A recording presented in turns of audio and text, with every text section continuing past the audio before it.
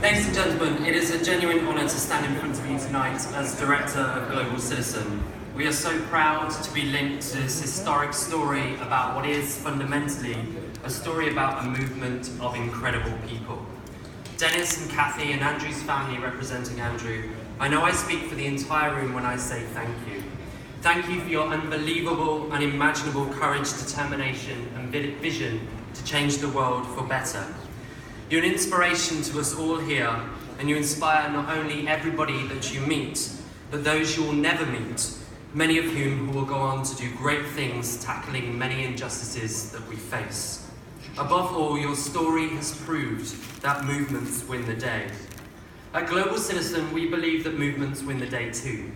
Our mission is to build the biggest possible worldwide movement so that together we can end extreme poverty, reduce inequality, and tackle the worst forms of climate change, all by 2030.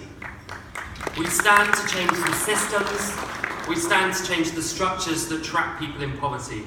Those issues that can't just be solved by donations of £5 a month. The unpopular, difficult issues to change. That's why we need a movement, to create the noise and the political environment to convince decision makers to make better decisions. To build the most effective movement, we've created a platform for a new generation, a place for ideas and stories and content to be consumed and shared. Content that inspires this new generation to join us and take action. We enable people to use their online actions to make a difference.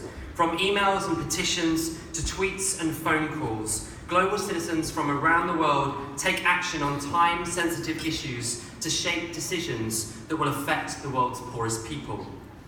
In 2015 alone, global citizens around the world took nearly 3 million actions. That's 3 million emails to prime ministers and CEOs, some of whom are in the room tonight, and we thank you for listening. And the results of that: clean toilets for 30 million people and clean drinking water for 50 million people from the Dutch government. $1.3 million from clothing store H&M for sanitation programs in India that will affect 45,000 lives. The UK government committed to 6 million more adolescent girls going into school. And the one I'm most proud of, when the European Commission committed to 500 million euros over and above what they previously planned to the refugee crisis influenced by global citizens. These are just a few examples of our movement, and we're just getting started. The long-term change that we need to end extreme poverty by 2030 is systemic. The food system, which is keeping 1 billion people hungry despite the fact that we've got enough food to share. The financial systems which deprive poor countries from the tax that they're owed, and the supply chain transparency which puts the world's poorest workers' lives at risk. We'll get nowhere unless we build the broadest, most diverse movement possible in every country of power, unless we work with, and crucially not against, the corporate sector. We need the private sector. We need governments, the private sector and civil society to act as one. That's why we're building and continuing to build a great movement from everyone from Oxfam to Guggenheim, from Avaz to Unilever, Beyonce and Coldplay, and global citizens in the UK, Brazil, India, and all around the world. But it's not enough. We can't win this fight without your help tonight. Tonight I ask you to join our movement to help fight, eradicate extreme poverty everywhere. I ask you to consider what your role is in that fight. Tonight you'll have the opportunity to support us through our auction, and we are so humbled and delighted to be selected as the charity partner tonight. A huge thank you to Laura and Dennis Marcus, and of course the incredible men and women who inspired tonight's event.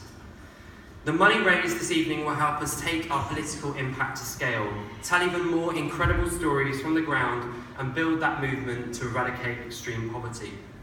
We have, in my lifetime, eradicated extreme poverty by 50%. We've nearly eradicated polio and reduced the number of children who die before the age of 5 by millions. This is our chance. This is our moment to strike for a better world, so that this generation's legacy, just like the legacies of Andrew and Kathy and Dennis, changes the world and inspires generations to come. Thank you, enjoy it with me. Thank you very much, Luke. Thank you very much. So there you are, ladies and gentlemen, a charity with big ambitions, along with, as we mentioned, the charities of Andrew and Dennis and Kathy. Please dig deep, please keep going.